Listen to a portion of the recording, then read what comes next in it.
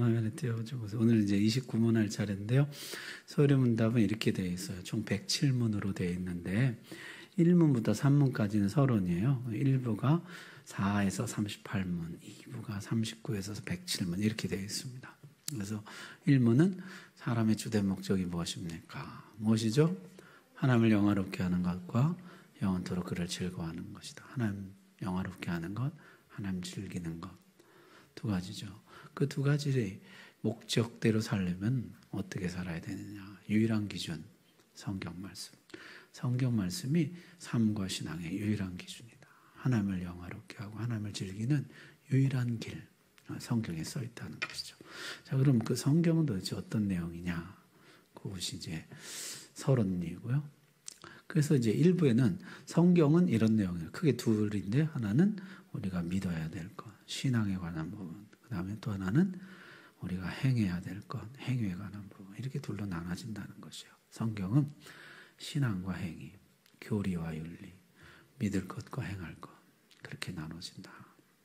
그래서 우리가 지금 믿어야 될 것, 하나님에 대해서 뭘 믿어야 되느냐. 우리가 그걸 지금 해오고 있는 중이에요.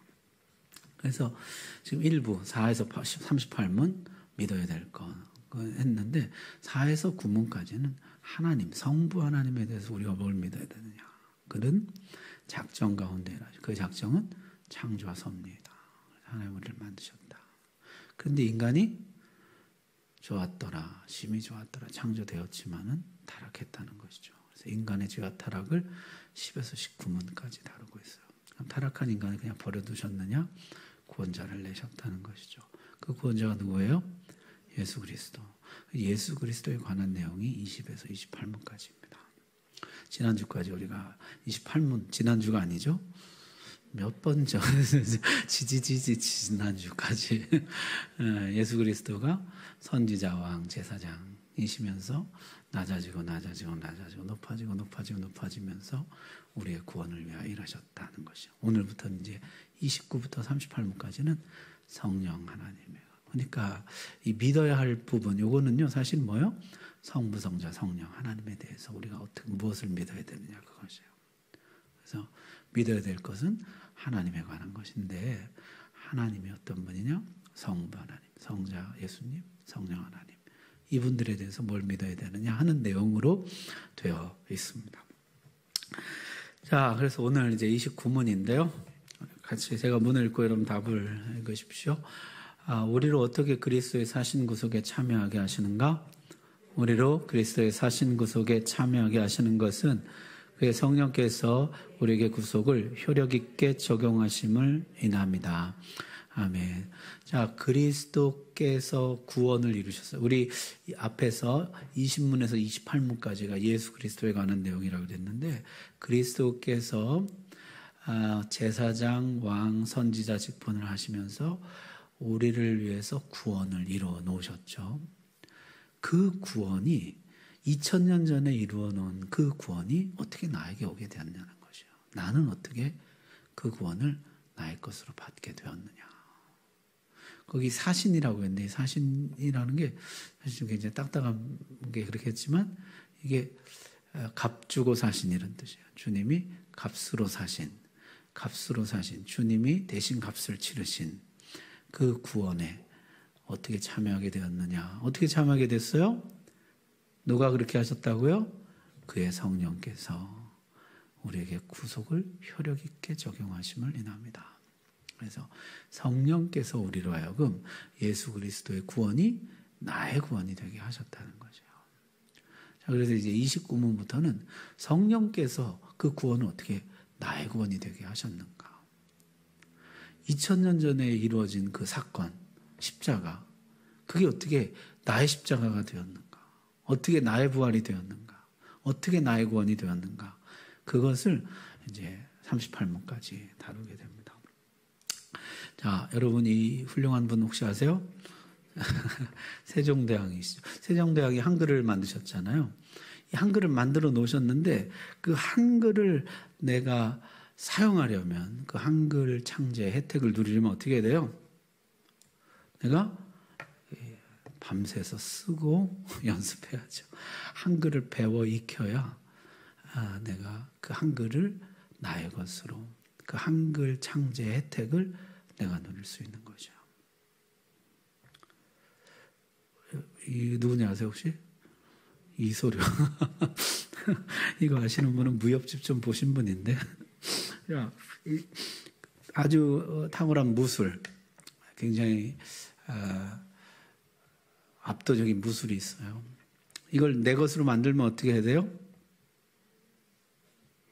안 해보셔도 모르겠어요. 익혀야 돼요. 익혀야 돼요. 날마다 그것을 내 것으로 익히는 과정이 있어야 그것이 내 것이 돼.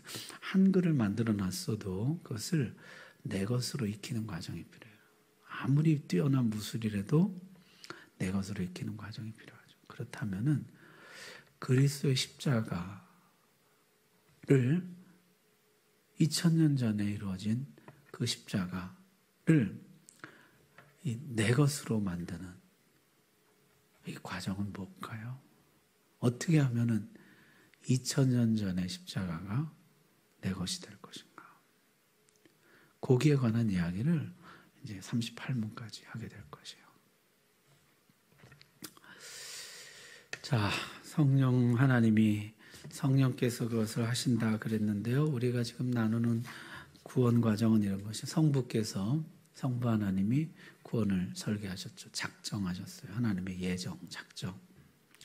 자, 그것을 성자께서 그 하나님의 설계대로 건축하셨다는 것이에요. 그것을 관리하고 유지하시는 분이 성령 하나님이시다는 것이죠. 그래서 이것을 성부의 계획하심, 성자의 구원 완성, 그 다음에 성령의 구원 적용이라. 성부 하나님께서 구원을 계획하시고 성자께서 구원을 성취 완성하시고 그것을 우리 각자에게 적용하는, 개인에게 적용하는 것은 누가 하신다고요? 성령. 이것을 경륜적 삼위일체라 그런다 그랬죠. 삼위 하나님이 우리의 구원을 위해서 하나님이 경륜적 의논, 태초에 의논이 있었도다. 성경에 그렇게 말씀하시잖아요. 세 분의 의논 가운데 우리에게 구원을 그렇게 적용하기로 하셨다는 것이에요. 그래서 그리스도의 구원을 우리에게 적용하시는 일, 그것을 하시는 것이 성령님이시다. 자, 성령이 뭐 하신다고요? 네, 한마디로 하면 적용. 성령이 뭐 하신다고요? 적용하신다. 이게 굉장히 중요한 것이에요. 그래서 성령의 역사를 보면 하나님은 구원을 작정하시고 예수님은 구원을 성취하시고 성령님은 구원을 적용하신다는 것이에요. 적용, 그 구원을 나의 것으로 만드신다. 이게 성령의 역사라는 것이죠. 자, 오늘 간만에 시작하는데요. 첫 번째 나눔은 이것입니다. 성령이 하시는 역사는 적용인데 하나님의 말씀은 지금 당신에게 적용되고 있습니까? 하는 것이에요. 자, 성령 충만할 때는요, 하나님의 말씀이 내 것이 돼요. 성령이 나에게 그걸 적용하시거든요. 은혜가요, 내 것이 돼요. 그런데 성령 충만하지 않으면 어떤 일이 벌어지게 될까요? 말씀은 말씀이고 나는 나예요. 이게 내 것이 되질 못해요. 이게 정보로 끝나고요, 지식으로 끝나요. 그래서 나는 그 은혜에서 소외돼 버리는 거죠. 다들 은혜 받았다 그러는데 나는 거기에서 소외돼요. 내 것이 되질 못해요. 나에게 적용이 안 되는 거죠. 하나님 말씀, 찬양, 오늘 찬양할 때 얼마나 은혜로, 찬양의 은혜가 나에게 적용이 안 돼요. 나는 거기서 예외가 돼버려. 기도회를 막 뜨겁게 하잖아요. 우리 금요일날 기도회 하잖아요. 다 그냥 기도회 가운데 주님께 몰입하고 은혜를 받는데 나는 거기 그 적용이 안 되는 거죠. 성령이 하시는 역사가 뭐냐면 적용하시는 거예요. 적용. 하나님의 구원 역사를 우리에게 적용하시는 거예요.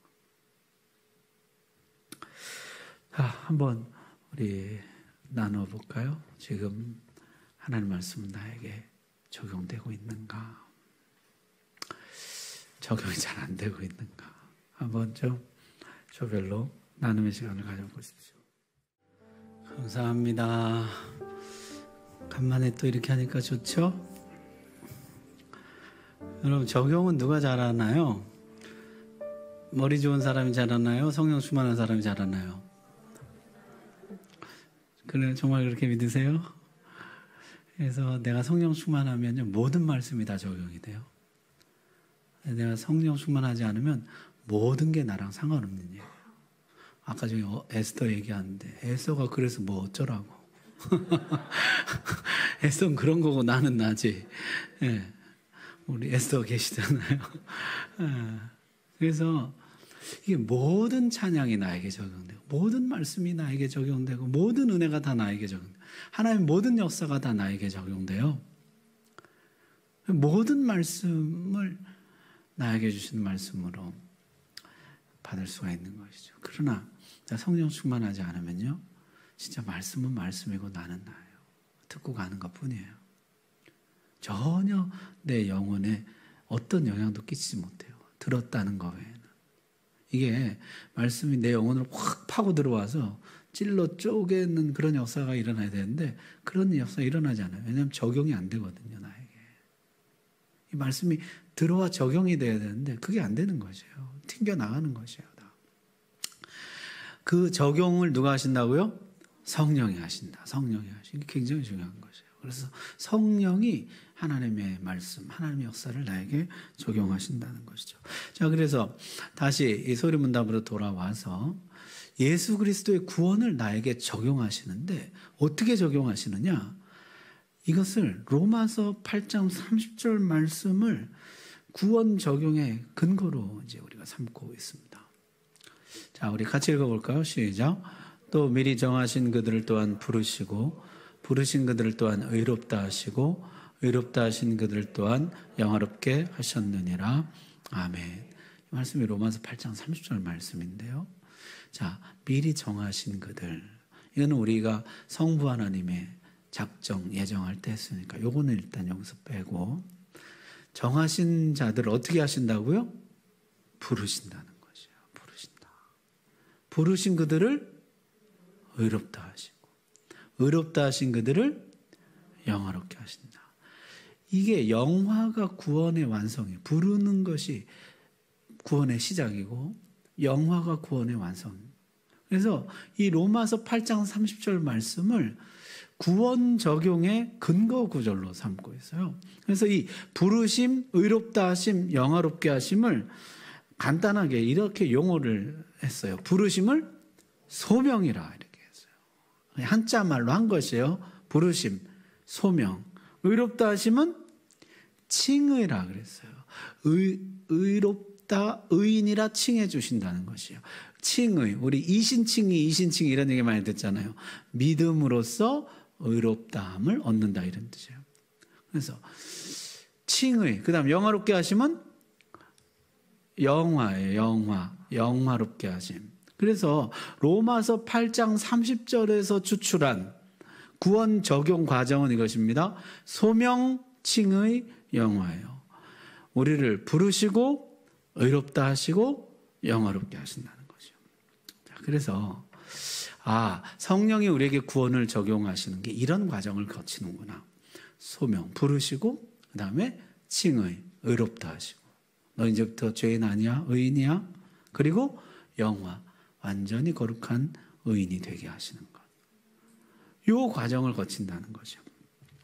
자, 그런데 로마서 8장 30절 말씀은 그것인데 이렇게 놓고 보니까 로마서 8장 30절에는 명시적으로 나와 있지는 않지만 이 중간중간에 성경에 나온 그런 구원 적용의 개념들이라 그럴까요? 과정들이 조금 생략되어 있다는 것을 발견하게 됐어요. 그래서 중간중간의 과정을 한번 우리가 어떻게 구원이 나에게 이루어지는지, 성령이 그리스도의 구원을 나에게 어떻게 적용하시는지 한번 생각해보자 이렇게 한 것이요. 자, 소명, 이거는 이제 이 38문까지 하나하나 이제 살펴볼 것이에요.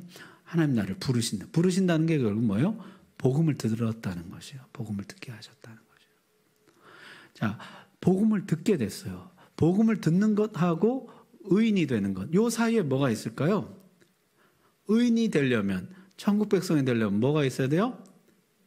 거듭남이 있어야 된다는 거예요. 거듭남. 그래서 소명과 칭의 사이에 중생이 들어가야 되는, 거듭남이 있어야 된다는 거죠. 거듭나지 않고, 물과 성령으로 거듭나지 않고는 어디 못 들어가요? 하나님 나라 못 들어간다 그랬잖아요. 예수님이 니고데모에게 물과 성령으로 나지 아니하면 하나님 나라 볼 수 없다 그랬잖아요. 의인이 될 수 없어요. 그래서 소명과 칭의 사이에 중생, 거듭남이 필요하다는 거죠. 자, 또 생각을 해보면 복음을 듣고 거듭나고, 거듭난 것과 의인이 되는 것 사이에 또 필요한 것이 있어요. 뭐가 필요할까요? 회개가 필요하다는 것이에요. 회개하는 자에게 성령을 선물로 주신다 그랬는데, 회개가 필요하다는 것이에요. 그래서 소명과 칭의 사이에 중생과 회개가 필요하다. 거듭남과 자기 죄를 회개함, 돌이킴, 돌아섬, 이게 필요하다는 것이죠. 또 성경에 보게 되면은 의인이 되기 위해서 꼭 필요한 과정이 하나 더 있어요. 그게 뭐죠? 이신칭의, 뭐로 의롭다 함을 얻어요? 이신, 믿음으로써 의롭다 함을 얻는 것이죠. 그래서 여기 사이에 믿음이 또 들어가야 된다는 것이죠. 그래서 이것을 신앙이라 그렇게 했어요. 그래서 이 로마서 8장 30절의 순서는 소명칭의 영화 이렇게만 있어요. 근데 우리가 성경 전체를 살펴볼 때 여기에 30절에 모든 순서가 다 나와 있지는 않지만, 구원의 모든 과정이 다 나와 있지 않지만은 성경 전체를 볼 때 중간에 뭐가 들어가야 되냐면 중생, 거듭남과 회개, 돌이킴, 뉘우침과 신앙, 믿음이 들어가야 한다는 거죠. 그래서 이렇게 놓고 보니까 이제 순서가 소명, 중생, 회개, 신앙, 그리고 이제 칭의로 가요. 어렵죠? 조금? 이거 하나하나는 이제 다음 한 문항에서 이제 살펴보게 될 것이요. 칭의 의롭다함을 받는 것하고 완전히 거룩한 의인이 되는 영화 사이에도 보니까 뭔가 필요한 것이에요. 자, 의인이 됐어요. 칭의는 뭐냐면 이건 법정에서 무죄 이런 선언이에요. 넌 의인. 법정에서 무죄라고 선언하는 것이에요. 자, 그 다음에 보니까 성경에 보니까 무죄로 선언받은 우리가 어떻게 해요? 여전히 거지로 살아가나요? 성경에 보니까 하나님이 어떻게 하시죠? 자기 아들로, 양자로 받아들이신다는 거죠. 그래서 이 칭의와 영화 사이에 뭐가 필요하냐면은 수양, 입양이라고도 해요. 수양, 양자로 받아들임, 요 과정이 필요하다는 거죠. 그래서 칭의, 의인이 된 다음에 하나님의 아들로 받아들여지는 수양의 단계가 필요해요. 수양. 자, 아들로 받아들여진 다음에, 자, 신부는 이제 아들이 됐어요. 그 다음엔 뭐가 남았어요? 아들다워지는 것이 남았어요. 의인이 됐어요. 그 다음에는 의인다워지는 것이에요. 여러분, 내가 의인이 믿음으로 의롭다함을 받는 순간 모든 죄로부터 자유하게 된, 다시는 죄를 짓지 않는 의인이 되는 것인가요? 아니죠. 의인이 되어 가거든요. 법정적으로는 무죄 선언을 받았지만은 이제부터 의인다워지는 시간이 필요해요. 그것을 우리가 뭐라 그래요? 성화라 그래요. 성화, 거룩하게 되어짐. 그래서 칭의 다음에는 수양, 아들, 양자로 받아들여짐. 그 다음엔 뭐요? 아들다워지는 게 필요해요. 왕자다워지는 거, 공주다워지는 거, 의인다워지는 거. 그것을 성화라고 하죠. 자, 그런데 이 성화가 우리 평생에 걸쳐서 일어나는 과정이다 보니까 성화가 내 당장 되질 않아요. 오늘 애기인데 다음날 성인이 되질 않아요. 자라남의 시간이 필요해요. 그래서 이 성화의 오랜 기간, 넘어졌다 일어났다, 뭐 예전에 김난도 교수가 2000번 넘어져야 걸음마 배운다, 뭐 그런 책을 썼잖아요. 그러니까 이게 넘어졌다 일어났다를 반복하면서 자라나거든요. 그럼 성화의 과정에 필요한 게 무엇일까요? 인내예요. 견인이라고 하는데, 견인이 뭐냐면 견고한 인내예요. 견고한 인내인데 성령께서 우리를 참아주심으로 인해서 우리가 인내할 수 있도록 도우신다, 이런 뜻이에요. 우리 나중에 가서 자세히 할 거예요. 그래서 성령께서 우리로 인내케 하심. 그래서 마침내 성화 과정에 중도 포기하지 않고 중도 탈락하지 않고 소명을 받은 자, 거듭난 자, 회개한 자, 믿는 자, 의인이 된 자, 하나님의 아들이 된 자, 성화의 과정 중에 있는 자는 결코 중도 탈락하지 않고 마침내 영화에 이르게 한다. 그것이 견인이에요. 하나님이 택한 자는 한 사람도 버리지 않고 마침내 영화에 이르게 한다. 그것이 견인. 그래서 견인, 그 다음에 영화가 온다는 것이요. 자, 그래서 우리가 성령께서 구원을 우리에게 적용하시는 과정을 9가지로 정리를 했어요. 소명, 중생, 회개, 신앙, 칭의, 수양, 성화, 견인, 영화예요. 한번 읽어볼까요? 자, 소명부터 시작. 소명, 중생, 회개, 신앙, 칭의, 수양, 성화, 견인, 영화. 이렇게 9가지. 그래서 우리가 앞글자만 따서 소중회신, 칭수, 성견영. 이렇게 신학교 다닐 때 외웠어요. 지금도 신학생들에게 그렇게 외우라고 가르치고 있어요. 그럼 한번 해보시겠어요? 앞글자만. 소중회신, 칭수, 성견영. 발음이 잘 안 돼요. 이걸 자꾸 하다 보면 방언이 나옵니다. 자, 소중회신, 칭수, 성견영. 이게 성령이 우리에게 구원을 적용하는 과정이에요. 자, 그런데 여기 한 가지 이제 문제가 있어요. 뭐냐면은 이게 1단계, 2단계, 3단계, 4단계 시간 순서가 아니라는 거죠. 이게 하나님이 부른 다음에 그 단계 지나서 어떻게 해요? 거듭나고, 그 단계 지나면 회개하고, 그 단계 지나면 믿고, 그 단계 지나면 의인이 되고, 그 단계 지나면 아들이 되고, 그 단계 지나면 성화 거룩하게 되고, 그 단계 지나면 견인이 오고, 마지막 단계 영화가 오고, 이렇게 한 단계 지나 한 단계 지나 한 단계 지나 이렇게 되지를 않고, 가만 보면 뭐예요? 회개는 어떻게 해야 돼요? 회개는 처음 예수 믿을 때 한 번 하고 다시는 안 하는 것이에요? 아니죠. 이게 평생에 하는 것이에요. 신앙, 믿으면 어때요? 의롭게 될 때 한 번 내가 믿습니다. 우리 그 다음부터 믿음 필요 없는 것이에요? 아니죠. 평생에 필요한 거예요. 아들됨, 그 다음에 성화, 거룩하게 됨, 성도의 견인. 이게 따지고 보니까요, 1단계부터 9단계까지가 아니더라는 거죠. 이게 뭐예요? 평생에 걸쳐 동시적으로 일어나는 과정이에요. 따라서 이 구원의 적용은 우리가 하나님이라면 이 구원의 본질을 그냥 꿰뚫어 볼 수 있을 텐데 우리는 인간이기 때문에 구원의 본질을 꿰뚫어 보질 못해요. 그러니까 하나님이 우리에게 주신 구원이 얼마나 풍성하고 좋은 것인지를 알고 싶은데 한꺼번에 그 중심까지 꿰뚫어 볼 수 있지를 못해요, 우리가. 그래서 그 구원을 이해하려다 보니까 어떻게 해요? 성경의 표현들을 따라서 9가지 국면, 9가지 측면으로 이해하게 되었다는 것이에요. 아, 하나님이 우리에게 주신 구원의 복이 이렇게 풍성한 것이구나. 아, 하나님이 우리를 향해서 부르시고 복음을 듣게 하시고 거듭나게 하시고 죄를 깨닫고 뉘우치고 돌이키게 하시고 믿음을 선물로 주셔서 믿게 하시고 의인이라고 너는 이제 의인이다. 끊임없이 확신을 주시고 하나님의 아들로 받아주시고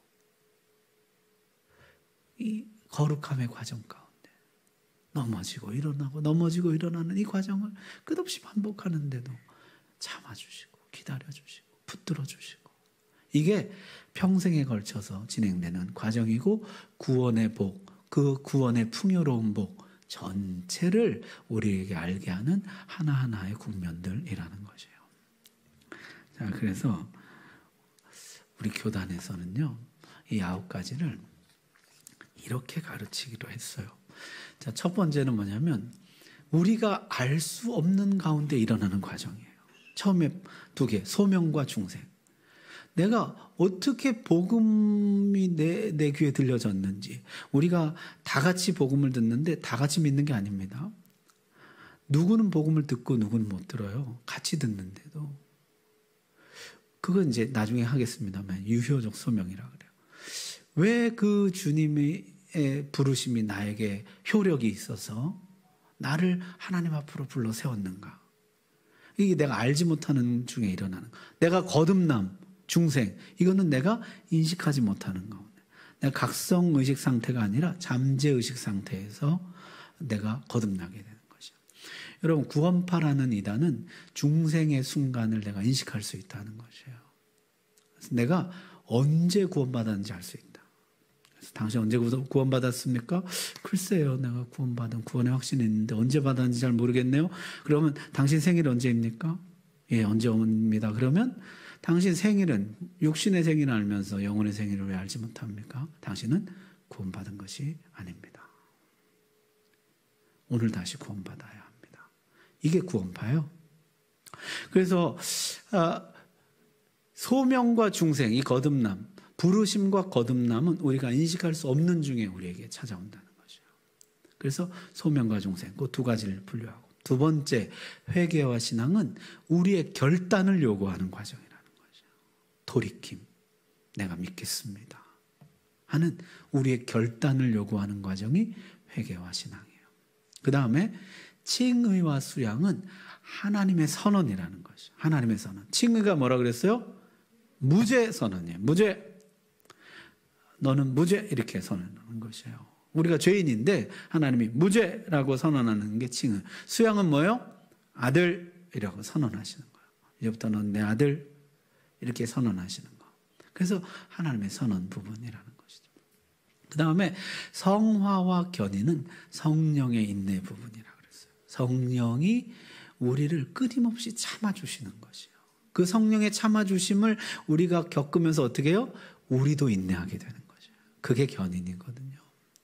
그래서 성령이 끊임없이 우리를 참아주는 것을 우리로 알게 하세요.